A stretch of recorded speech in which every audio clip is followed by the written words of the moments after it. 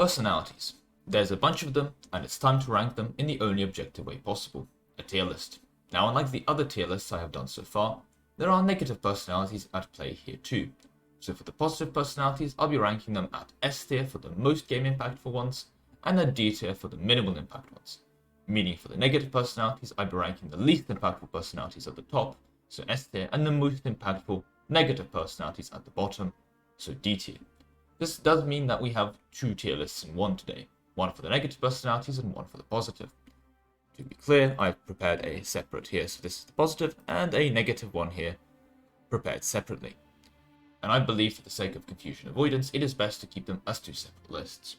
Furthermore, one thing I will be not ranking is the mission reward personalities. We're talking about things like Legendary Pirate, or super unique things like the French mission reward, Iron Crowned, as I believe they're more of a buff to a specific country and less a ruler personality trait everyone has access to. Otherwise, as always, I'm considering its use in both single player and multiplayer, and that's about that. However, another thing that I think needs to be mentioned that I'm going to be excluding from the rankings is the use of the personality during events. While on a surface level assessment you can say things like, oh nice, this event would normally cost me some 10 prestige, but I saved it having this personality trait, as being quite important. I find in practice it's very hard to plan your playthrough around those events anyway, and furthermore I feel like it can be easier modeled as the event just doesn't affect you instead of a chance to perform better on an event. What I mean by this is I don't think any event outcome that is improved by personality is improved enough over the course of a game to have an impact in the same way that having a ruler with a trait for 50 odd years would have. With that all said and done, before we begin, a like would be appreciated and a sub would be amazing. And with that self-shooting out of the way, let's go. Right then, so we can begin with the first trait, Just. This is going to give you -1 rest just as a global modifier. And honestly, it's one of the nicer traits out there.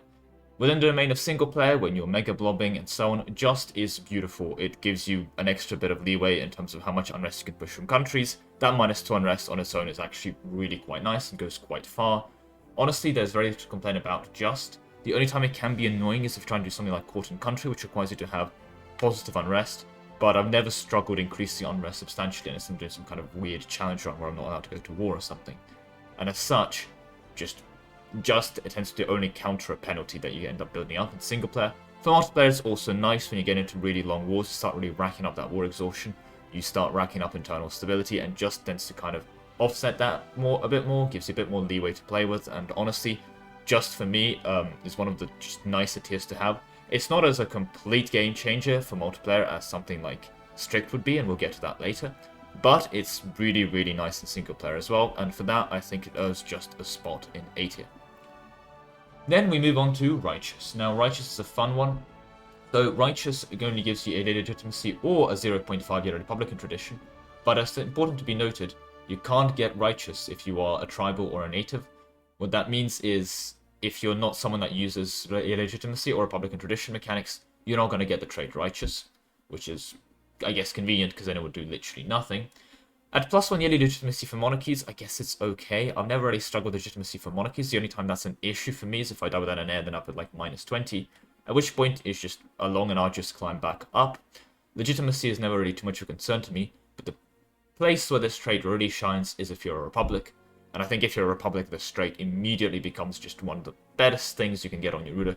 It massively helps you just constantly re-elect him. That 0.5 yearly tradition goes a long way counteracting the passive tradition decay from having these elections all the time, and without a doubt I think that's what really makes Righteous stand out for me, is its use in Republican gameplay. Now, I like Republics, I play a lot of Republics in multiplayer, and I think Republics are quite underrated, especially the new Parliament mechanics. Republics work really well with that as well, and with the recent buffs to Republics in the latest patches, Parliament being incredibly powerful these days.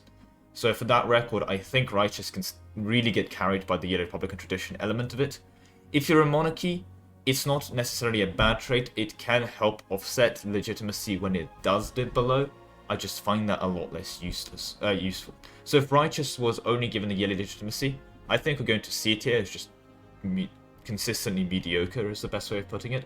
But I think the yearly Republican tradition from Righteousness, while still held back by its lack of use for a monarchy, are enough to also put it into A tier. So that said, we now move to Tolerant. Tolerant is a fun one. So if you have the religious idea group, for example, you cannot take it, and or you cannot get the straight. And also, if you have no one to tolerate, you have no one that's a heretic or a heathen inside your borders, you're not going to be able to get the straight on your ruler. It's going to give you +1 tolerance of heretics and +1 tolerance of heathens. This is just objectively worse. It just gives you -2 unrest in every province. This gives you -1 unrest on heretics and heathens. It's technically better for religious unity, but it's again, just does everything this trait does and then better. Furthermore, just has no limitations that it can't be used on provinces that aren't your religion. So for example, provinces that are your religion. So tolerant doesn't really help for true faith provinces, like at all, which I find interesting, but either way, what this does mean is that it's just objectively worse than just in so many ways, and it's giving you half the buff most of the time. Now, in some situations, it can be better. An increase in tolerance does mean that you're getting a bit less of the other debuffs from negative tolerance. We're talking about the ghost produce reductions and so on. For me, that's relatively marginal, and my issue is the scalability of this event. If you're already stacking National Unrest, or you're going for some kind of, you're going for some kind of Unrest build, just as amazing. If you're going for Republican Tradition re-elections, this is amazing. If you're doing a Tolerance to Heretics and Heathens build, so you're going Humanist and all those things, you're going to hit the cap of Heathen and Heretic Tolerance, which is 3, quite quickly. And this isn't going to increase your cap. So even when you are kind of going for this build, I find it a bit less useful, if that makes any sense.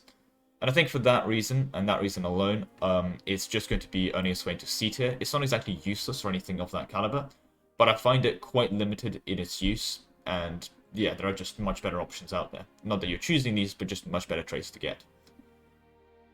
Now the next one is fascinating, because of what the trait implies. See, the next trait we're looking at is kind-hearted. You have the great interests of the common man and woman in your heart. You really love the people.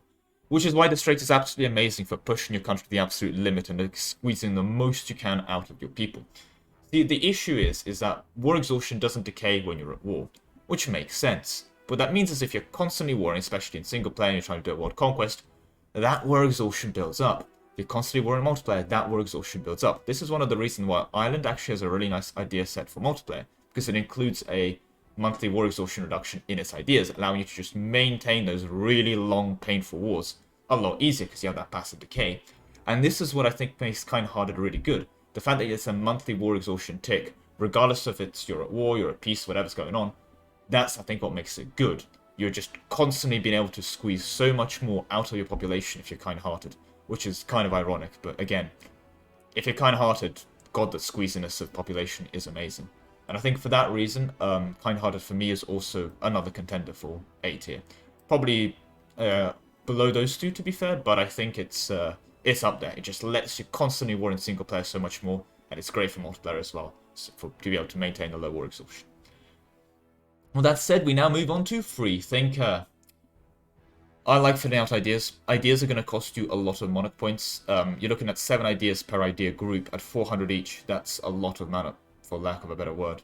So it's something you should be careful, because a 5% discount on something you're spending 2,800 mana on an idea group is substantial. It also stacks quite nicely with other idea cost reductions, so it's a wonderful thing to fill out an idea group with. One of the main issues with it, however, is it is a idea cost reduction. It's only a 5%, not something more substantial like a 10%. Of course, 10% would be really strong, but fair enough. It's still very nice, and I think in multiplayer it shines a lot more when you definitely are trying to speedrun getting those points, trying to get enough points for your dev clicks, and so on and so on. Where getting ideas filled out is incredibly important. My only issue with, however, it's very hard to basically justify this personality trait compared to other things. It doesn't give you any on the time buffs like unrest reduction or monthly war exhaustion. It just helps you fill out your ideas faster, which again can be good. But if you filled out your ideas already, or you are not struggling to fill out your ideas, it's a lot less useful. So for me, it's a weird one. It's an excellent idea. It's an excellent one to get when you're thinking about it. The issue is that I think there's just much better ones out there. It's a very weird one for me, because I know I'm going to get a lot of hate by it, and then at the same time I know I'm going to get a lot of hate for putting it higher or lower. It's very nice the few times you have to use it, but you get this trait on a ruler when you fill out your idea set. Well, it's nothing. You get this trait on a ruler when you're 6 idea sets in, running +5 advisors with 3k overextension, and when you get a new idea set unlocked, you fill out the entire idea group with 3 months. well, I mean, it's saving you a couple of monarch points there. That's normally not the issue at that point. So it's kind of a very weird one. It's situationally can be quite nice, but I cannot put it higher than B. And that's where it's going to be going. Probably at the top of B, but cannot put it higher than B. Well connected. Well, that's a good one. So minus 20% advisor cost is just good. It lets you run really aggressive advisors. I tend to run more advisors than I can afford is the best way of putting it. So I tend to like my mana point generation. I like to tend to run my advisors as much as possible, and well connected really enables that, especially in a situation where you're not necessarily fighting or overextend your country and you just want to sit back a bit, relax and scale. Well connected is a monster trait because it just lets you run those advisors so much cheaper, so you're able to build up more, you have money saved from advisor cost again. It's great. And because advisor cost to promote, if you're trying to promote them to level 4, level 5, those kind of things, scale with their monthly salary, decreasing that salary makes them cheaper to promote, and that can also save you a lot of bulk money, especially if you're in a situation where you have a couple big advisors, like 1 or 2 of your big +5 advisors dies and you want to replace them. That's going to be a pretty substantial amount of money, and this trait on its own, just on the promotion cost, might save you a couple loans worth of money. And that's quite a big impact at that kind of point. The argument is that at that point when you're promoting, you probably can afford the loans anyway. However, it's still nice, and if you're going for any kind of advisor reduction cost build, Well Connected works perfectly with that. Cannot complain about it in the slightest. I mean, I'd rate a lot of great projects quite highly because they give you advisor cost reduction. My only concern with this kind of trait is it's very hard to rely on a brutal personality trait that's not going to be running 24/7. But at the same time, when you do have it, it's very nice. In my opinion, though, because of the lack of physical buffs, it's just a good monetary one. I think it just, again, don't laugh, scrapes its way into A tier. It's not quite the S tier trait there, but it's a thing. Let's move to Calm. Minus 10 stab cost. If you care about stability cost, it's great. Honestly, it's saving you 10 admin per click. Stability is a weird one where a lot of the time you're not really clicking it, but when you do care about stab cost, you suddenly really care about stab cost. The stability is one of those things that can easily sit as 3 stability for the vast majority of your game if you're not pushing your country, and that's fine. But when you start caring about stab cost, it really starts to add up. There's a lot of things in the game that can increase your stab cost, most famously overextension and being over governing capacity, and a lot of other things like that. And a lot of the time in single player, when you're trying to go for a world conquest, you're probably overextended, you're probably over governing capacity. Though the last one's a bit harder to do now with the changes to governing capacity, reducing your admin efficiency. In this weird way, Calm is an unusual trait. It's situationally nice, is the best way of, I think, describing it. Minus 10 stab cost can save you a bit of admin if you are in a pickle, you're going through a disaster, you're overextended, getting a lot of stab hits, and so on. But if you're doing well, it doesn't do much. If you're already running your +1 stability to get prosperity, or you're already at 3 stability because you're doing well, Calm isn't doing much for you. It's not exactly going to counteract the +50% or +100% stab cost for being at positive stability. So, you know, you're probably not going to be using Calm to go to 3 stab from 1. But if you are going from -1 stab from 2 subsequent stab hits to 1, it's nice. And in a weird way, it's also an RNG buffer. Oh no, you had a couple comments cited. Well, Calm is going to make them less expensive on your admin-wise. So that's always a nice thing to bear in mind. And again, if you're trying to get out of a disaster, having a Calm ruler is just amazing. Because a lot of the times disasters increase your stab cost, and disasters want you to have high stability to get out of them. And that's why it can kind of help there. My issue is, even though it is nice, this has a lot of limitations to its uses, and I find it really not that great overall. Which means I think it justifies a spot at the top of C tier, but I'm not going to put it anywhere past that. Okay, with that being said and done, we move on to Careful. So, yeah, Careful, that's going to be a fun one. In multiplayer, it's useful until 1460, at which point the AI tends to be dead, and players tend to not care about coalitions. If you're playing in the vanilla setup of multiplayer, you will need AE reductions to be able to ally people around you. What I find, though, is at those situations, you're probably at like -700 AE with someone you're trying to ally anyway, so it's not, that -10 is not going to help you. However, in single player, this trait is amazing. Like, genuinely, in single player, one of the big things you're trying to juggle is AE reductions and trying to not get into coalitions, and a 10% reduction on that from your ruler is just beautiful. It can genuinely be a defining point of a campaign of, oh, I got a Careful guy on my I've got a careful trait on my ruler, I'm able to expand a lot more. So I think in a weird situation, again, we have a big divide between single player and multiplayer. In terms of single player, careful immediately just goes into SD. I think there's very little debate there. In terms of multiplayer, though, careful struggles to justify its placement above C for me. The early game potential of single player means okay if you're looking at the campaign until 1460, where you're just scaling, or there's very few players around, where the AI isn't dead by 1460, it's going to be ranked higher. But in the classic 20-person lobby, past 1460, the AI is dead. So coalition isn't happening. It's not something to worry about, like really at all. So we end up with almost a compromised candidate. Do I put him in S tier and piss off the multiplayer community? Do I put him in C tier and piss off the single player community? The honest answer is, for me, careful still is going to go quite highly because of just how useful it is in single player. And at the end of the day, even in multiplayer, I think what really saves the straight for me from being quite pathetic is the fact that you can use it for your early expansion, and you can grab that little bit more land early on to get your early momentum going in that regard. So even though it really falls off in multiplayer past the 1500s, its amazingness in the other categories, and at least usefulness at the start of the game in MP, means I think it earned its way well up there on top of A tier. Just missed it out on S tier because of how much it falls off in multiplayer, and even to some respect in single player once you're able to kill every single AI simultaneously. With that being said, we move on to Secretive. You gain 20% foreign spy detection. Well, this is useless. I'll be completely honest. If the AI wants to spy on you, it's going to spy on you. If you save the AI fabricating a claim on you by a couple months, that's not going to impact much. They're just going to have a claim on you in a couple months later. Anyway, the AI is going to spy on you. Secretive is not going to prevent that. If you're talking about multiplayer and someone else spying on you, Secretive is not going to prevent that. They'll just wait a couple extra months before they do it. There's a lot of months in the game. In fact, there's there's almost 400 years worth of game time. A couple extra months saved by Secretive is not going to change the game, and that's pretty much a promise. So in this weird regard, Secretive is just, it is cosmetic, really.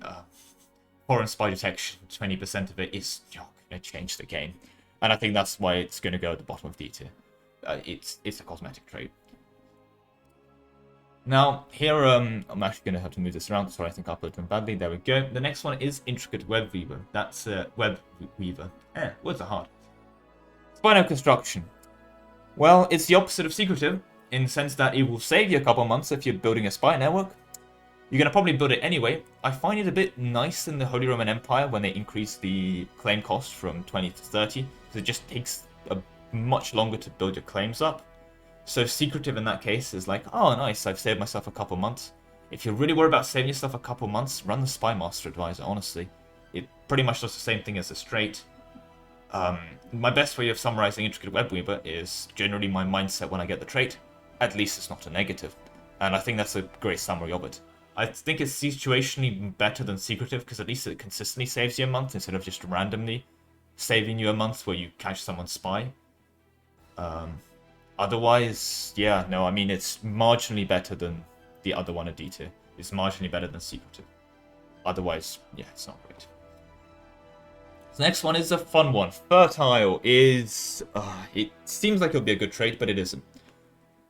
So what does Fertile actually achieve? It means that it increases the chance of you actually having an heir if you did not have an heir, is the best way of summarizing it. There's a base amount of chance of having child in this game if you have a consort, or if you've ruled for less than 30 years. If you rule for more than 30 years, that chance goes down. So what that means is... you can try and avoid dying without an heir. Now, dying without an heir is bad, knocks your legitimacy down to 20. But that on its own isn't a game over, it's just an annoyance. Oh no, I've got low legitimacy, I've got a bit more unrest to work with. That literally meant itself on its own, assuming you don't have low prestige. The other thing with Fertile is it helps you avoid getting personal unioned. Now, it doesn't help you get personal unions. If it helped you get personal unions, it'd be a lot better. But the AI is rarely going to be in a position where they're going to press a personal union on you. If you are at a point in the game where the AI is pressing a personal union on you, they probably don't need to press the personal union on you. They're probably decking you for a conventional war anyway. So arguing that Fertile prevents a PU on you is a bit disingenuous because the AI probably would not wait for a PU, it would just declare on you right away. The other thing to bear in mind with the fertile trait is if you are thinking that it prevents you getting PU'd in multiplayer, pretty much the same logic applies. If someone is in a position where they're trying to PU you, they're probably in a position to invade you, and if they're in a position to invade you, you're being invaded. Congratulations. With that being said and done, it's not entirely useless, and I guess you can argue it can prevent the -80 legitimacy. Unfortunately, that's going to earn it a spot at the top of D-tier. I don't think it's a good trait all around. Okay, now we move on to Well Advised. As compared to the advisor cost, Well Advised gives you a possible advisor slot. If you're cycling advisors, this is a nice quality of life. It'll let you cycle them a bit faster, maybe saving 2 or 3 months trying to find a specific advisor you're looking for. Otherwise, this is pretty useless, I'll be honest. Now, advisor slots are a weird one compared to every other advisor buff. I find that even if you have your normal 3 advisor slots, I don't think there's anything in the game that decreases your possible advisors. Having +1 advisors means what? Again, you're cycling advisors faster. It doesn't increase or change any of the advisors you're currently running. It doesn't impact that in some way. I mean, it's a quality of life thing, that's the best way of summarizing it. And again, it's never a bad trait. I am an appreciator of advisors, and I think the possible advisor slots is nice if you're trying to cycle an advisor, especially if nothing else giving you advisor slots, because you're going from 3 to 4, which again, if you're cycling can help, and if you have your, let's say, a +3, a +2, a +1, you're probably not firing the +3, probably firing the +1 and +2. So that, that Well Advised actually increases your pool by an effective 33%, or, well, it's a 33% increase to your pool, or a 50% increase in that pool size, because you're going from 2 to 3. So it's not useless, it's not that common in the game that you're cycling for an advisor. Well, I guess I won't say common is the right word. To be more specific, in the game, yes, a couple times per campaign you'll be cycling per advisor, but it's a couple times per campaign. We're talking a full 400-year campaign. It saves you a bit of money when you're doing that and gets you your advisor earlier sometimes. You can still get unlucky with an extra well-advised ruler to take longer to cycle. You can have a non-well-advised ruler and get the advisor right away without any cycling necessary. So it's a very weird one for that. Compared to everything else in D tier, though, it's at least theoretically useful in a couple specific circumstances, and for that I think it earns its way at the bottom of C tier. But that's about all I could say about that trait.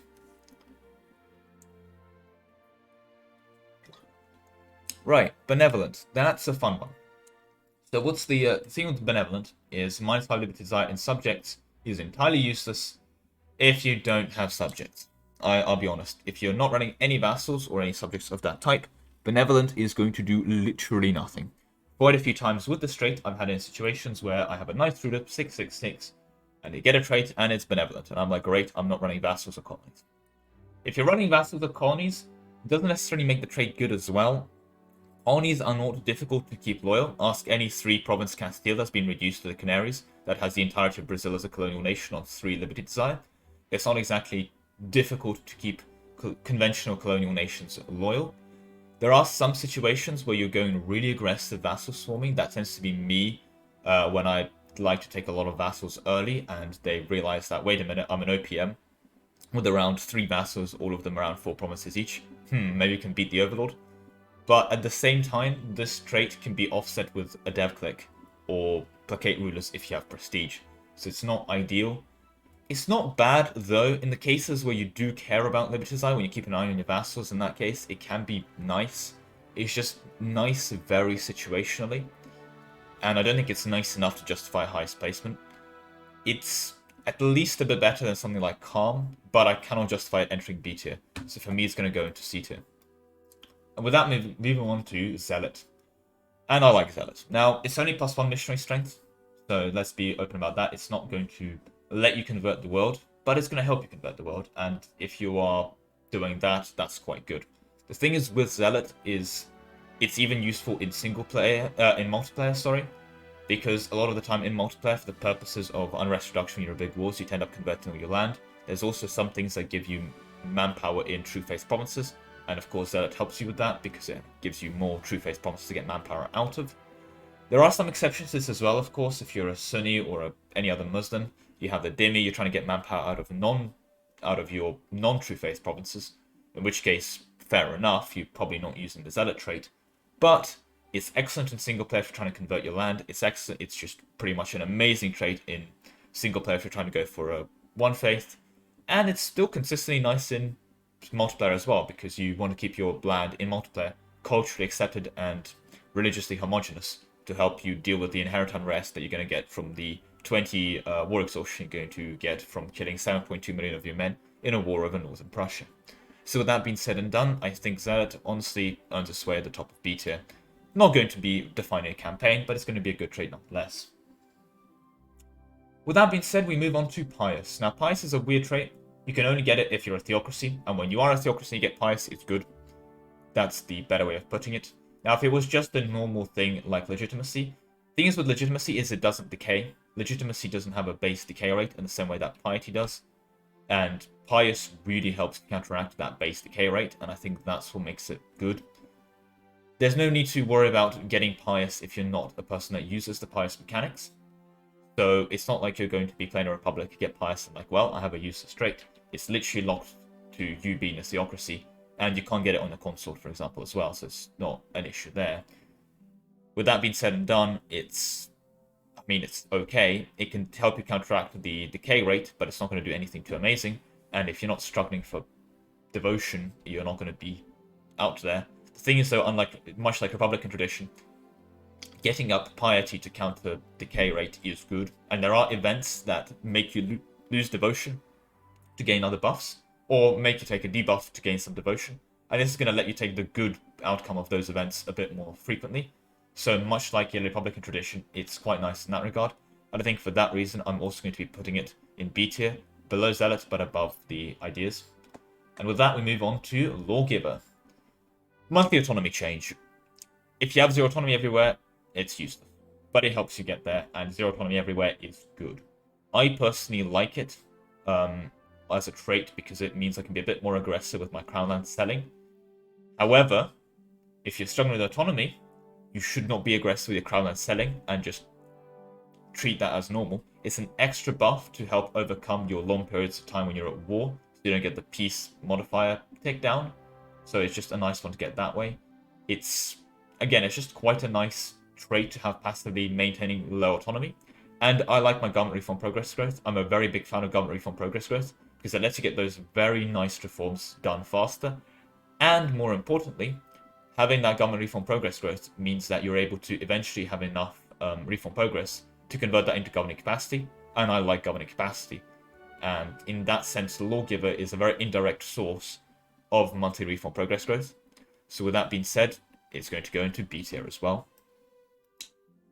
With that, we move on to Midas Touched. Is 10 national tax. 10 national tax is very rare going to save your economy. It's not bad. It's just not good either. Tax meta isn't a real thing unless you're playing a mod that really overbuffs tax buildings, which I guess can exist. It's just of such a niche application that I don't think is going to be reasonable to apply to a general case. However, it's certainly not a negative trait, and it certainly is something. It's going to give you a bit more money at a time when you need money, and it's not going to hurt you necessarily as well. So for me, I think it's just a solid C-tier trait. It doesn't do much beyond that, but hey, it just gives you a touch extra money consistently. You can't complain about that. With that being said, we then move on to Incorruptible. Now, in single player, you're going to be rooting out corruption. In multiplayer, you're going to be rooting out corruption.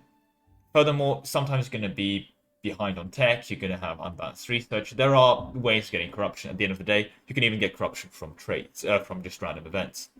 This is going to help you offset that. Corruption is a pretty constant thing to gain. And one of the other soft spots I have for Incorruptible as a trait is that if you are really overextended, we're talking when you're starting to hit above the 400% overextension mark, what starts to happen is the yearly corruption take from the overextension starts to exceed the -1 yearly corruption you can get by rooting out corruption. What that means is that even though you're max rooting out corruption, you're still gaining corruption. And this means that things like Incorruptible are quite helpful for countering that in the most unironic sense, because you can get another separate ticker of yearly corruption down. This is also one of the reasons I quite like going legalist only for your world conquests, where you hit 3000% overextension. So because of high legalism, you can just bite down the corruption when it builds up without having to resort to other measures, even if you're not debased in the process. It's just a nice trait. And if you are going into a death war, you have to debase your currency 10 times in multiplayer. Incorruptible helps you recover from that. It's not going to fix your country, but it's going to help you recover from it. It's a nice, consistent trait. It's not as good as some of the other options we can get there, but it's nice, it's consistent, and for me, I think that's going to put it just above Lawgiver, but not much more than that. Architectural Visionary.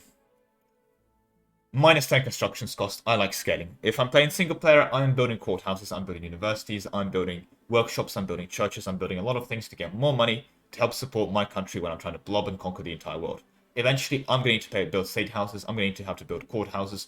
Those things aren't free, those things aren't cheap. Architectural Visionary, minus 10% construction cost, helps me with that.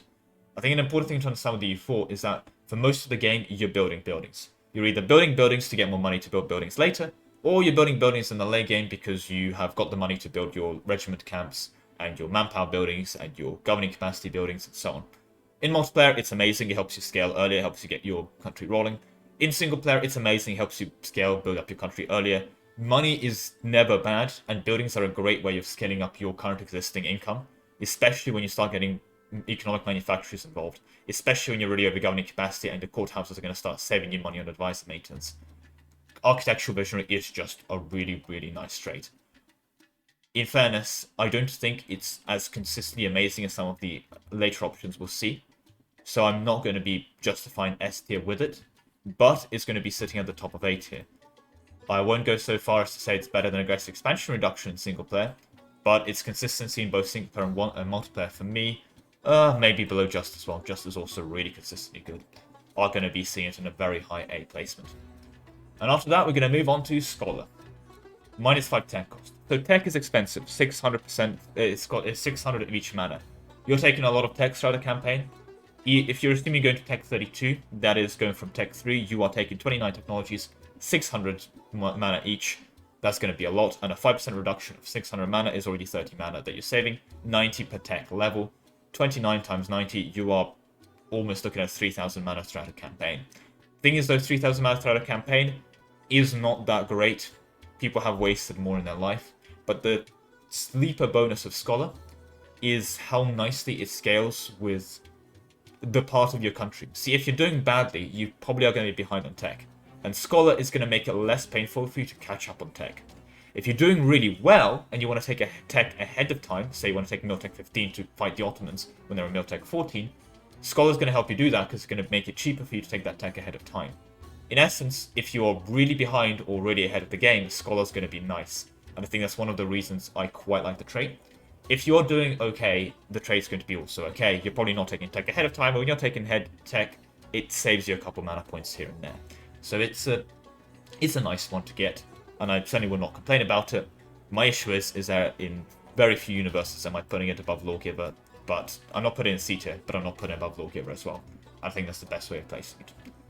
Now, the next trait we actually have is Entrepreneur, not Industrious. We'll get to Industrious. Entrepreneur gives you 10% trade efficiency. Well, if you don't believe in trade, it's useless. So that's just said out the way. The problem is, though, most people believe in trade, and most people will tell you trade is good. Trade is the best way, hands down, in the game of making money. And the other thing as well is, even though trade efficiency is capped at 200% for some reason, it's really rare, and you have to work quite hard to hit that 200% cap. So with that being said, since most of the time you're not hitting the cap, it's 10% income on the source of money that's giving you a lot of income.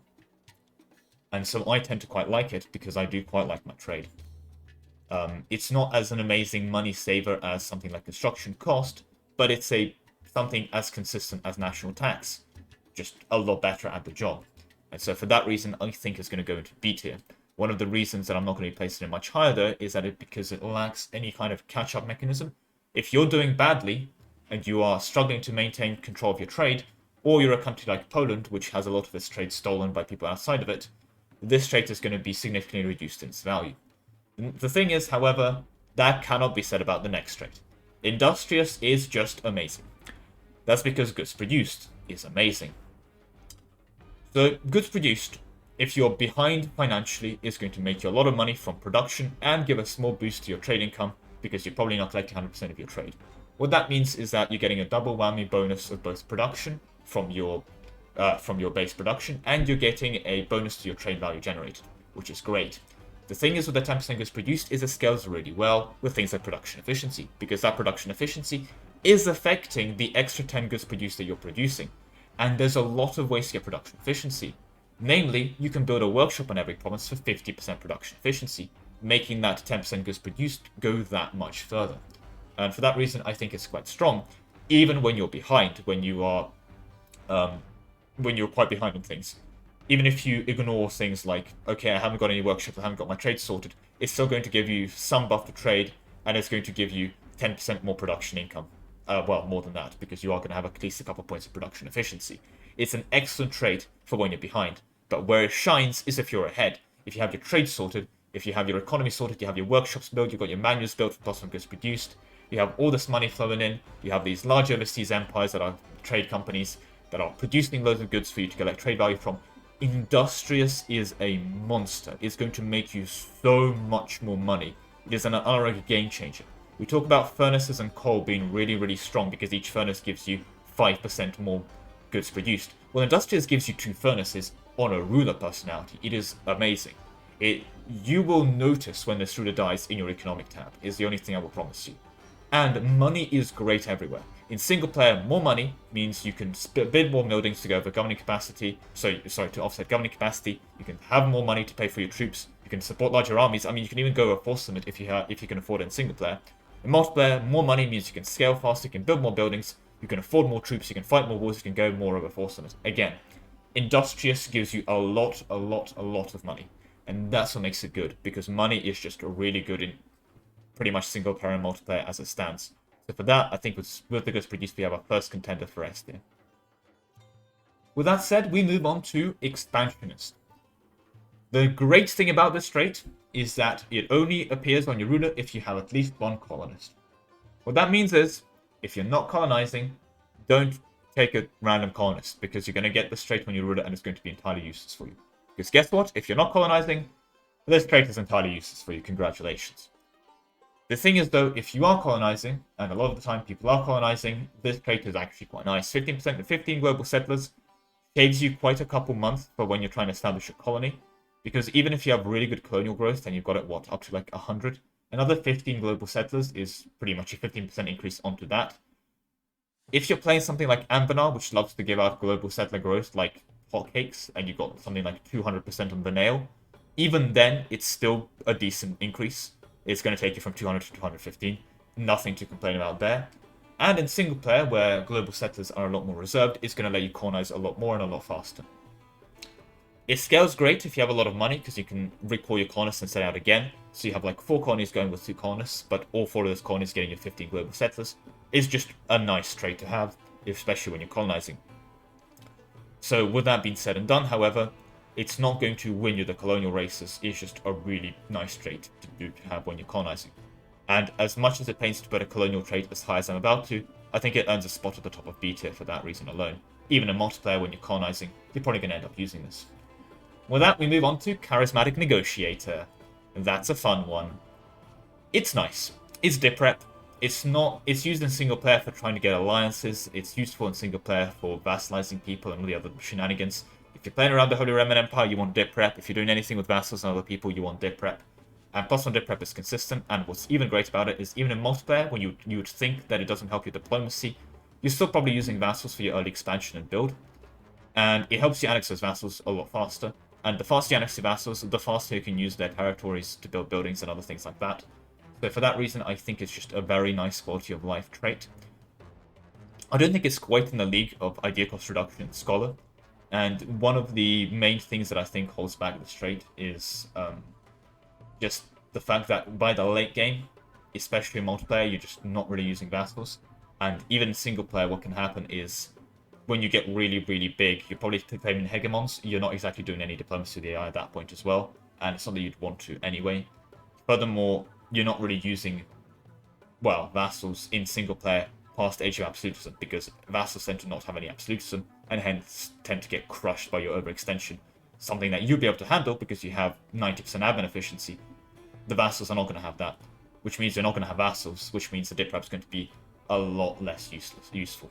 So for that reason, simply because of how nicely it shines in the early game, I think it's earned a spot at the top of C tier, but I just cannot place it higher than that. And with that, we also move on to Silver Tund. Now, Improved Relations is a good one, and I think one of the reasons people don't realize how good Improved Relations is because I think a lot of people don't understand how the decay works of things like aggressive expansion. Let's say you took 50 aggressive expansion from someone, they're going to join a coalition, that's very sad. But if you do that in December, you can wait a month and it will decay by the base rate of -2 AE every year.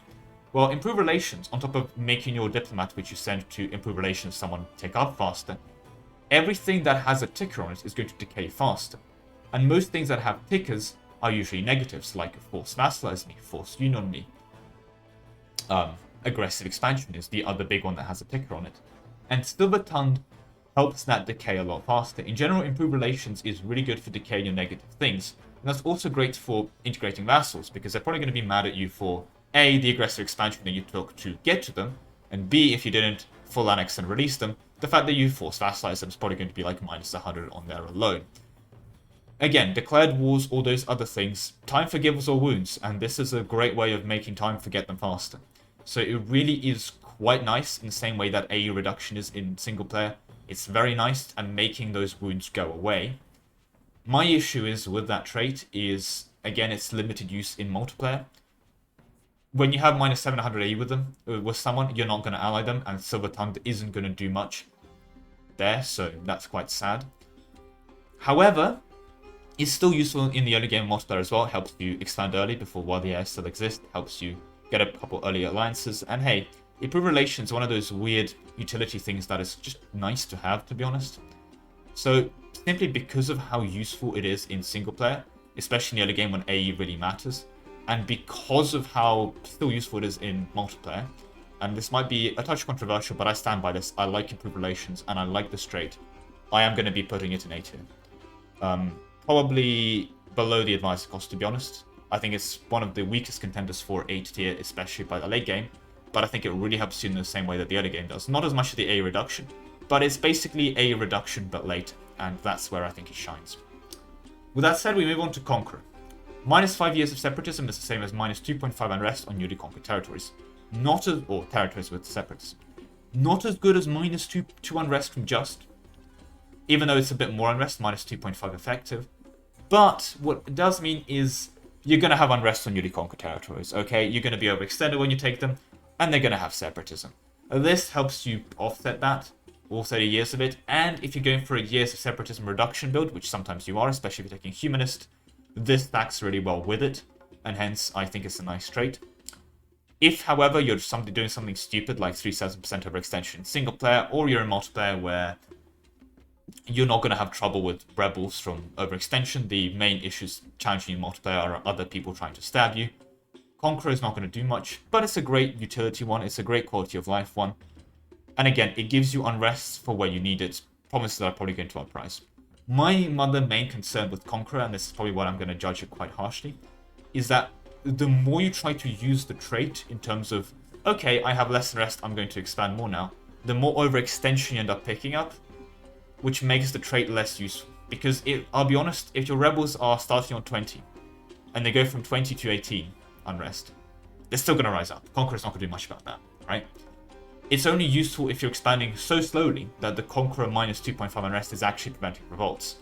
And the way that can happen, and this is certainly one way of playing the game, is if you take a brand new province plus 30 years of separatism, so that's plus 15 unrest, you take the province, you have a couple unrest reductions in your ideas, or you've built around unrest reduction, and you have the Conqueror trait, that takes it down to 12.5, you probably have a bit of positive stability, some unrest reduction, so say another 2.5 worth from just other modifiers that you have in your country.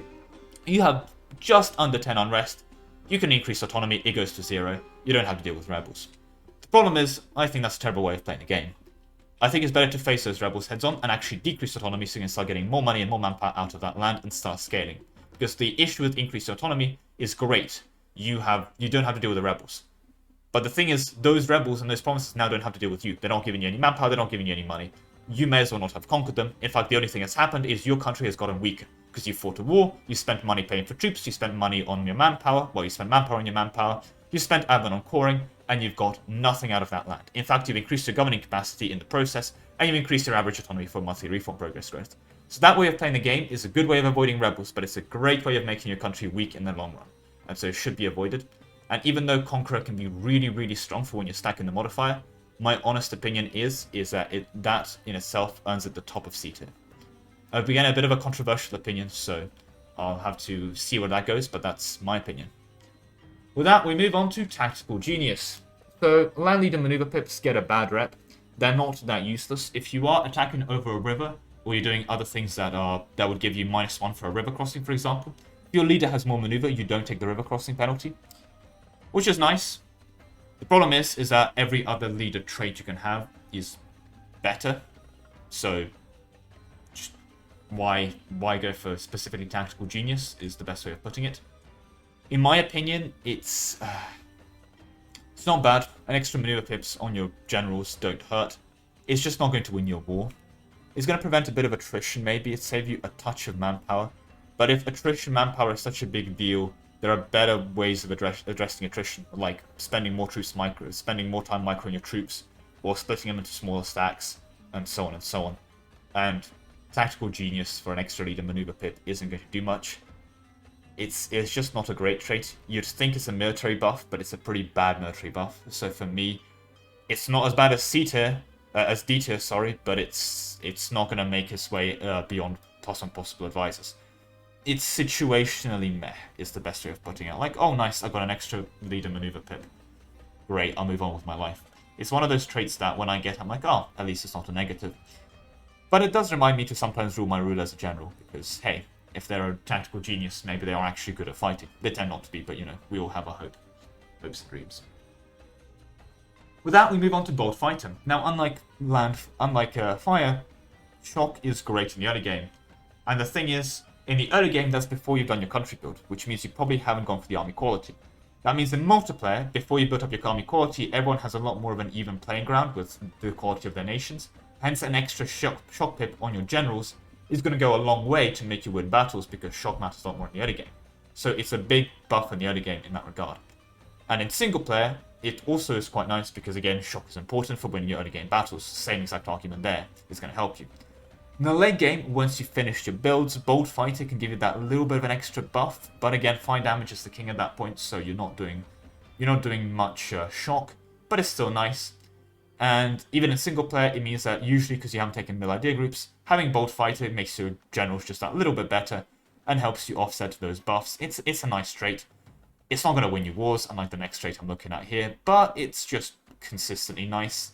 I don't think it's going to earn its way into a proper placement in B tier, but it's just going to scrape its way in there, just barely getting into B tier, in my opinion.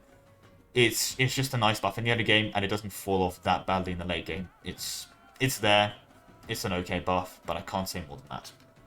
Unlike the next trait, 5% discipline is amazing. I'm sorry, it's a really strong, and outside of every other trait here, if you want one big increase to your fighting ability, strict is the way to go. Plus 5 discipline genuinely just makes your troop quite a bit better. Discipline scales excellently with mill tactics and so on. If you're behind on a discipline build, it helps you catch up. If you're ahead of a discipline build, it helps you win harder. Nothing to complain about there, and of course, I'm going to love it in multiplayer. The thing is, though, strict is also great in single player. Why? Well, the other thing you're doing in single player is you're killing a lot of AI to win battles. With strict, normally you're not taking mill idea groups and you don't have a lot of army quality when you're playing single player. What that means is that you're probably going to be behind the odd AI that ended up accidentally taking offensive economic quality, and you're going to struggle fighting them. But strict is going to make that less of a struggle, so you're going to be less reliant on swarming them and going to have an easier time. Another thing is you can have an easier time fighting basically everyone else in the country that's taken administrative diplomatic for everyone else on the planet. So again, it helps you there. It saves you a lot of manpower and it saves you a lot of money. Because with strict, less of your troops die, which means less of your troops need to be replaced, which means less of your troops need to be paid for by building new ones through either getting stack wiped or from reinforcement costs because less of your troops died. Excellent in single player, helps you win more battles, helps you really push your country. For me, it's one of the other big ones as well. Even in single player, it's quite useful for just winning the wars. And in multiplayer, it's a monster. Now, in a purely single player tier list, there are better things than it. But this trait, for me, is getting massively carried by just how amazing it is in multiplayer. And for that, I think we have our other contender for S tier. I think these two are pretty comparable. So I think this is a valid answer, but this is a valid answer as well. They're both there in S tier. I mean, as you can probably tell by this list, for somebody to get into S tier, it has to be so game-breaking that it's hard to argue placements within S tier itself. But with that said, we move on from strict to martial educator. Or at least we actually should move to inspirational leader because it's next alphabetically. But that's not the point. I think I imported these icons badly. Point being is inspirational leader plus 5 morale of armies. It's morale patch, but 5 morale of armies isn't going to do much. I'll be honest. It's comparable to 2.5 discipline, I think is the best way of putting it. It's a nice buff, but it's just not substantial enough to make as much of a difference as 10 discipline. I mean, if it was 10 morale, I'd be seeing his praises a lot more. And if it was 15, I'll have it in the same tier as strict. But at just 5%, it's not enough of a buff to justify being a good trait. And I think the best way of summarizing is it helps you fighting, which you're doing a lot in this game. It helps you fight a bit. And if you're colonizing, the expansion of traits helps you colonize a bit. The other thing, however, with this trait is pretty much unlike colonization, you're fighting in every game. And even though it's a worse buff than the colonization buff, it's a consistent, mediocre buff. And it's a very, still at the end of the day, nice, consistent buff. It is morale patch at the moment, and morale is good. So it is going to go into B tier for me, and right at the top of it, in my opinion, is that. Then we move on to Martial Educator. If I could get this trait as Totemist just permanently on my country, I think it's a really nice one to get, because if you stack yearly army tradition decay and yearly army tradition buffs, being able to sit at 100 army tradition without decay is amazing. Being able to sit at a high army tradition decay without decay is amazing. I mean, full army tradition gives you 25% morale of armies, for crying out loud. It's really strong. The issue is, it's on a ruler trait. It's very hard to build around. Your ruler is going to die eventually. It means that you have a bit more yearly army tradition while you're sitting around with this ruler, which is not bad. Gives you better generals, but it's hard to justify. Like, on the long scale, you can think about yearly army tradition as thinking about it from zoomed out perspective. Am I going to decay the yearly army tradition I gained from sieging and killing enemies? And when you're thinking about in the short run, in my army tradition is, do I have like 99 army tradition with minus 60 yearly decay? Because I've been fighting so much and I've just lost so many men, so I have high army tradition. Well, that's the thing with the yearly army tradition decay in this case. It's a lot more of a local time thing. Like, you can have a lot of decay, but then have a bunch of events that reduced it. And because it's applying on a ruler lifespan, it's not consistent enough. It's like a long-term buff temporarily. And I think that's really what holds it back for me.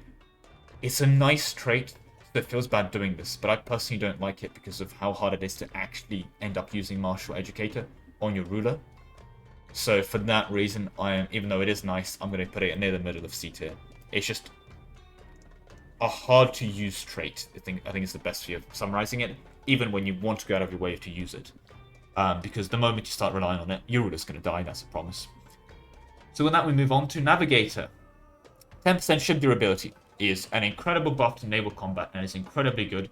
It's a great buff if naval combat mattered. The issue is naval combat doesn't matter. If you're playing single player, there's a wonderful bug in the game that has not been fixed, where usually, well, not usually, the game intended for ships to auto-upgrade. The problem is that feature never got added. The issue with not adding that feature, the auto-upgrading ships, and you have to upgrade ships manually, is no one told the AI. The AI has zero weight towards ever upgrading their ships. What that means is they will literally never upgrade their ships because they never see a reason to do that, because they were never programmed to do so because they assumed ships would upgrade automatically. What that means is, in the super early game, when no new ships have come out and been invented yet, Navigator, I guess, is nice because it can help you a few times when you're navally fighting. But past the 1600s, even if you're fighting someone like Britain, 75% of their fleet is going to be completely outdated by the time you end up fighting them. So you don't need 10 ship durability, you're going to absolutely slaughter them anyway. And I think that's the other main issue with this trait. It's a really good buff for navies. Just navies are really bad. The other thing with Navigator that I think has to be mentioned, ship durability helps you explore a bit more. So in colonial gameplay, it's a nice quality of life. Your ships can go a bit further before taking attrition to being at sea. If you're trying to run first circumnavigation, I guess it helps. But most of the time, people are forgetting about first circumnavigation. Most of the time, people are forgetting that you can fight navally. And I think that's the best way of summarizing the strait. Most of the time, people forget you can get to use it. And even when you can use it, past the 1550s, when new ships have come out against other AI, you're gonna win anyway. And in 1550s, no one really does naval battles in multiplayer anyway. So for me, it pretty much never gets used. It can be situationally, oh nice, if you're exploring. But even when you're exploring, if you're not being an idiot, you're not going to lose too many ships to attrition anyway, if any at all. So for that, I'm afraid even I'm going to be putting it at the top of D tier. It's just not great. Fierce Negotiator is a really annoying trait to fight against if the AI person has it, because they're going to make them a lot less likely to peace out with you, so you're going to have to push them even further for them to accept a peace deal. Otherwise, So Merc Maintenance, if you're using a lot of mercenaries, is good. The issue is you shouldn't be using a lot of mercenaries. You should be trying to rely on your conventional armies as much as possible. If you are using mercenaries, it's useful, it saves you money, you can't complain there. But just struggle to find a use for it a lot of the time. And the other issue with the strait is I end up getting it when I'm already not using mercenaries. Like, it can save me money on my free company, but once I'm not using my free company in multiplayer, single player, whatever, if I'm death warring, I guess it's nice, but if I'm death warring, I'd even take 5% morale over it. It's very rarely going to be able to give me more mercs, and I find the issue is with mercenaries is not the fact that you can't afford them, it's the fact that you've hired every single mercenary on the planet, and there's no more mercenaries left to hire, and you still have money to burn from your max loans you've taken, but you've already hired every mercenary and they're out of manpower. So even though it's technically nice, it saves you such a pathetic amount of money in the long run. I mean, it's better than Navigator. But personally, I find so little use for it. I guess I just haven't done many Merc builds. If you're playing specifically Switzerland and role-playing mercenaries, I guess it's better than D tier. But in every other situation, I'm never happy when I get Fierce Negotiator on my rulers. Then we move on to Reformist. I like Reform Progress Growth. This is one of the newer traits added to the game. It's really nice. 25% Reform Progress Growth, especially when I tend to have high base amounts of Reform Progress Growth, because I like to keep my autonomy low in single player and in multiplayer, is quite good. It gives you more governing cap eventually, it gives you better reforms early on. It's just an excellent trait all around. Not quite as good as the S tier traits, but is just consistently good, and consistently good all the time. Even if you're behind on government reform progress growth, because you have high autonomy, this helps you catch up. And so for me, that's also going to be going into A tier. Not as good as construction cost, but it could be going up there as well. I like the strict, I like my government reform progress growth. I like getting those government reforms early. I like getting my governing capacity from the button presses there. Nothing to complain about. Patron of the Arts. See the idea core, see the scholar trait. Take both of those. What do you got? You got Patron of the Arts. It's got the same icon as this one actually, so I had to in Photoshop quickly add another idea icon on it. It gives you both -5 tech and idea cost, which is nice. Does require admin 4 to get, so it's a bit harder to get. In fact, it's quite a rare trait to get conventionally, but some rulers do start with it. For example, the one in Florence, I believe, is a Patron of the Arts. And when you do get it, however, it's really nice. It's a combination of these two traits, and both of these traits are certainly not bad. So for me, I think it's pretty much easily squeezing its way into A tier without much of a concern. Probably not as good as the unrest reduction, as the war exhaustion reduction, but pretty comparable to advisor cost. Actually, I'll usually take the advisor cost over it still. I mean, it depends. Am I for now an idea group or not? Yeah, I mean, it's comparable to that tier, and I think it's a good placement for it. It's a very nice trait to have in that way. And with that said, we then move on to our final trait, Humane. You can only get it if you have the Celestial Government Reform, and it gives you 0.05 monthly mandate growth. If you're doing mandate, it's great, and that's the thing with this trait, is that if you're not doing mandate, you can't get it. However, once you've done all the reforms in the late game, you kind of fall off. The issue is that saying that Humane falls off after you finish all the mandate reforms is a bit like saying that core creation cost is bad after you've cored the entire world. Well, great, you don't need mandate growth anymore because you've done all the reforms. You don't need core creation cost anymore because you've won the game. So for me, it's just a very consistently nice thing to have. And especially when you're playing as China and there's a lot of things where you are spending your mandate on. It helps you recover it. When you have a low mandate, it offsets that.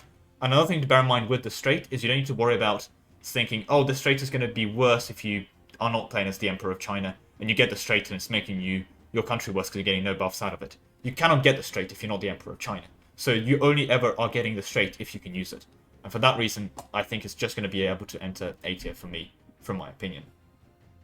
But there we go. So this is going to be the conclusion of all the positive traits and their tier list.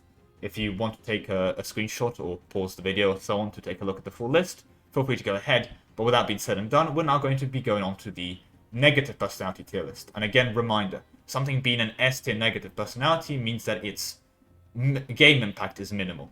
As in, because all these traits are inherently negative, we want the less impactful ones to be the best ones. And the ones that have you the most impact, the ones that hurt your country the most, are the ones going to be going into D tier because they hurt you the most. You want the irrelevant ones in the negative traits to be the good ones, if that makes any sense. Alright, I hope that makes sense. I've said it before and I said it again. So let's now move on to the negative traits tier list. Right, okay, so here we are at a brand new tier list. Let's open up my notes back again. What do we have here for our first one? Bubbling Buffoon. When you get it late game, when you already have claimed your hegemonies, etc., or you're in multiplayer, it's pretty irrelevant. It can be, however, annoying if you're doing an HRE game because you care about your, well, dip rep. If you've got vassals, you care about your dip rep, and in fact, that can be quite brutal because you are decreasing your base dip rep by a substantial amount. So the dip annexation time for your vassals goes down quite significantly, and that can be quite painful. And honestly, I think as far as placements goes, this is quite a harsh one to get, especially in a game when it does matter. It's only saved from some of the higher tier placements like S and A, I think only by the fact that in the late game, when you're not using vassals, it's pretty irrelevant. But, again, HRE games get really hurt by it. Any kind of games involving that again, so any kind of vassal play, is also going to be really screwed over by that as well. Well, not screwed over, but substantially hurt. So for me, that goes into B tier. Next, Embezzler. Well, normally I'm rooting out corruption, which means I'm spending 0.05 instead of the 1 on rooting out corruption, which this guy is putting into his pockets. This hurts you financially. It also means that if you have a lot of corruption already, it's going to make that problem even worse. It's just not a pleasant trait all around. It hurts you when you're down, and even when you're up, it's going to still take away at your money. I tend to try and get rid of this trait as fast as possible if I'm in election or if I'm running in a republic. If I'm not a republic, I just get really annoyed at it. It's a very bad trait to get, and it's consistently annoying. My issue is that even if you're doing well and it doesn't hurt you that much, when you're doing badly, it really hurts you. If you have a lot of overextension, for example, you have a lot of corruption, and you're trying to root it out, you're trying to desperately get any point of yearly corruption decrease to try and counteract the 3,000% overextension, well, Embezzler is going to make that worse. And I guess that makes sense. Embezzlers thrive in an environment of high corruption. But they still hurt you a bit in low corruption environments, and again, in higher environments, they really hurt you. And I think that's going to be enough to put them into A tier. Infertile. You're going to die without a ruler, sometimes a bit more with that. It's, in the grand scheme of things, it's not that big of a deal. It can be counteracted with with a bunch of royal marriages, and if you just bear that in mind and be a bit more lenient about disinheriting your rulers, Infertile is quite reasonable to work around. I think the only time when Infertile is like actually a bad trait necessarily is if you're trying to avoid the English Civil War for some reason, and you're trying to get an heir really desperately as England before that fires. Having Infertile in your starting ruler makes that strategy harder.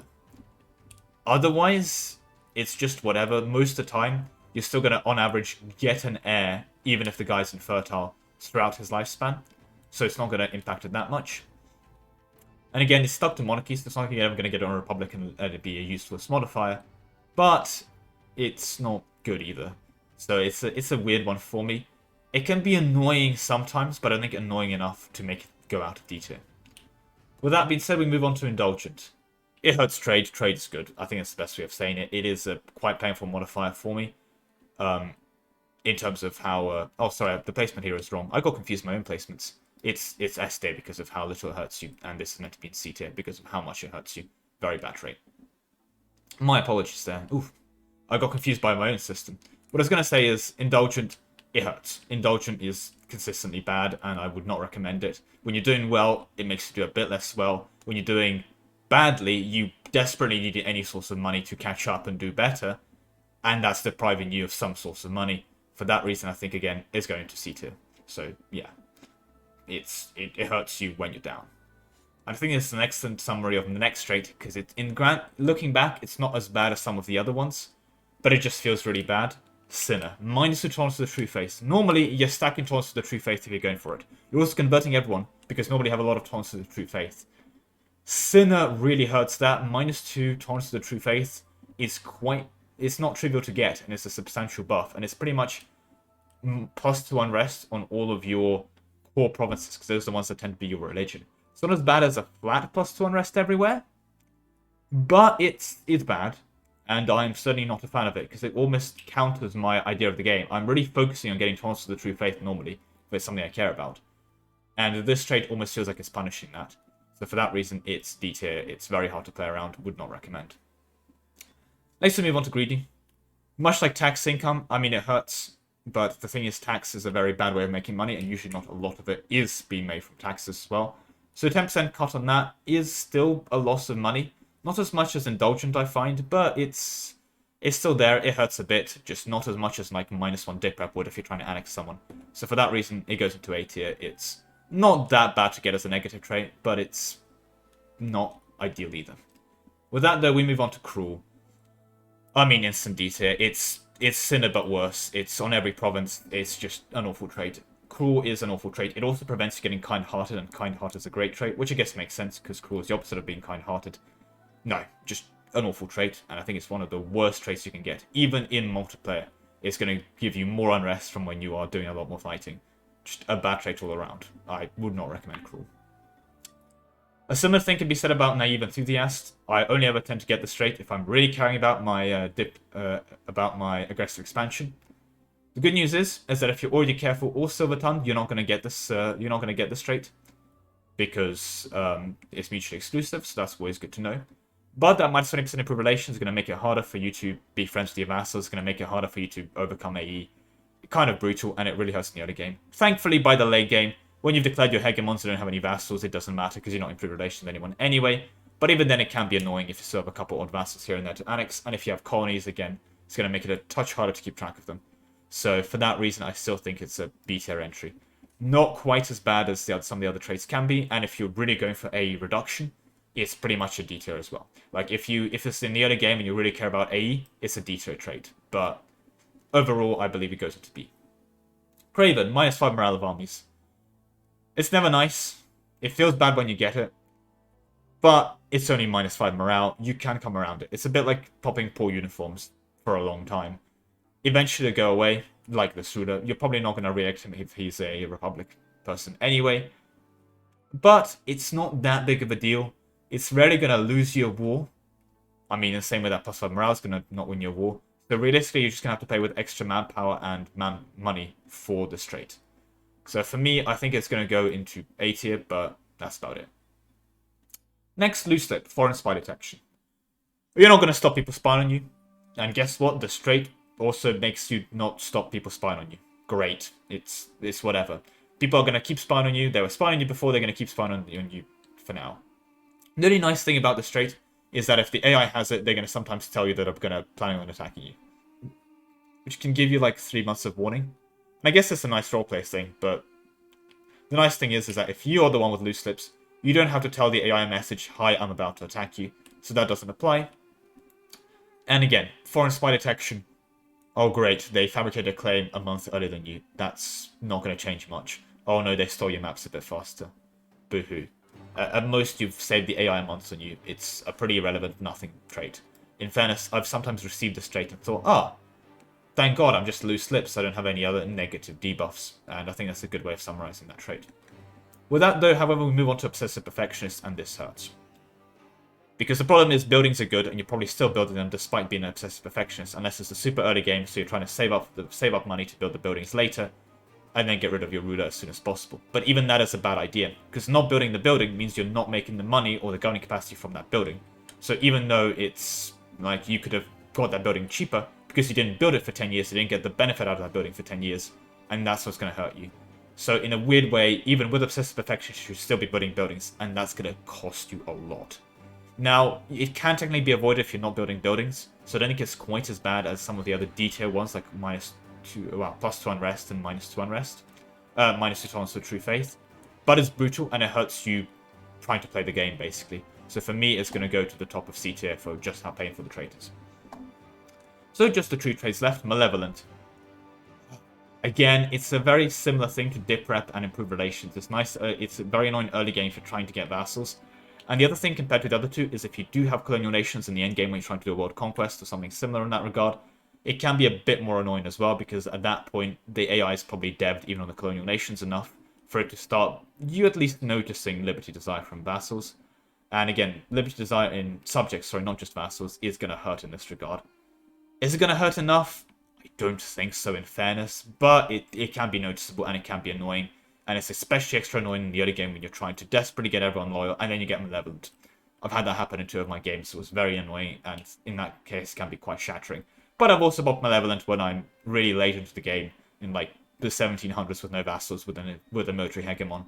At that point, Liberty Design subjects doesn't matter, because I don't intend to have subjects, so it's fine. And I think that reason, because of how crippling it can be in the late game, but how irrelevant it can be, how crippling it can be in the early game, but how relevant it can be in the late game, even though it's still at least noticeable sometimes in the late game if you're doing colonies. B tier is the place for it. Next is Petty. Much like Humane, you can only get it if you have the Celestial Empire reform. This is really annoying.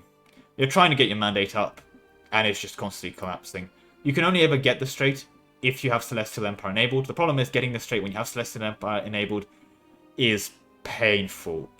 You want to get your mandate up as soon as possible to either overcome the fact you've done a reform, or you want to do your reforms, and this really hurts with that. In the weirdest way possible, I honestly think it's another contender for the C tier traits. It's not as bad as +2 unrest, but it's just consistently really annoying and offsetting. And I think that's going to be the placement for it. So again, the least irrelevant traits, the ones that have the least impact, are going to be the top, the S and A tiers, because you can ignore them. And then the more impactful, the lower we go. I know I got it wrong, so just making sure we're on the same page here. And for those who wanted to see the good personalities tier list, here it is again. But with that all said and done, thank you very much for watching, and I'll see you in the next one. Goodbye.